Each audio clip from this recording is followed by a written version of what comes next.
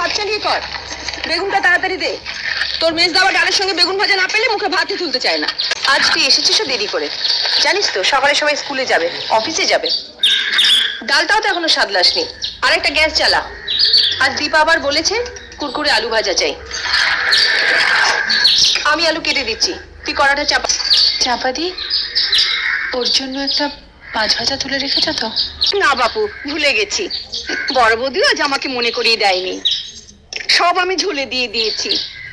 অত তাড়া দিলে কি সব মনে থাকে?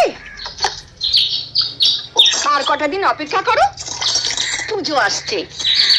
মা দুর্গার কাছ থেকে 8টা হাত আমি ধার চেয়ে নেব।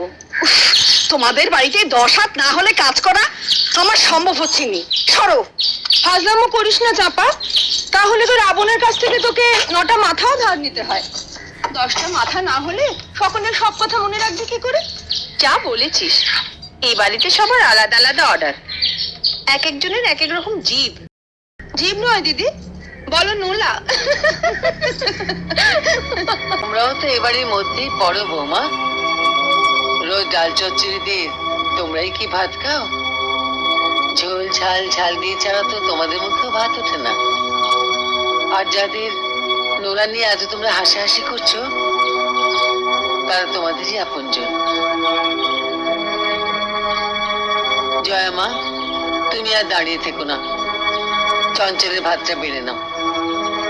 আজ না হয় চঞ্চলকে আমি বলে দেবো মাছের ঝোল দিয়ে ভাত খেয়ে নিতে।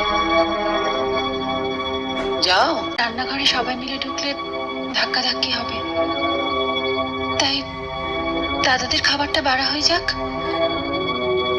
তারপর না হয় ওর খাবারটা বেড়ে নেবো মা। কিন্তু আপিস তো সব একসঙ্গেই যাবে বৌমা। আপনার ছোট বউয়ের জন্য একটা আলাদা রান্নাঘর করে দিন মা। আমাদের সঙ্গে ধাক্কা ধাক্কি তোর কষ্ট হয়। আমি সে কথা বলিনি মেজদি। না তা বলনি, কিন্তু এর চাইতে বড় রান্নাঘর তো রাজা মহারাজাদের বাড়িতে হয় ভাই। ও কথা বলিসনি মেজো, ওর বাপের বাড়ির রান্নাঘর হয়তো সেই রকমই। আমাকে সবসময় বাপের বাড়ির কথা বলে খোটা দাও কেন দিদি? গরিব ঘরের মেয়ে বলে? তাতে কি, বিয়ের পর মেয়েদের পরিচয় তো আর বাপের বাড়ি দিয়ে হয় না, শ্বশুর বাড়ি দিয়েই হয়। আর শ্বশুর বাড়িতে সব বউদেরই সমান অধিকার, তাই না?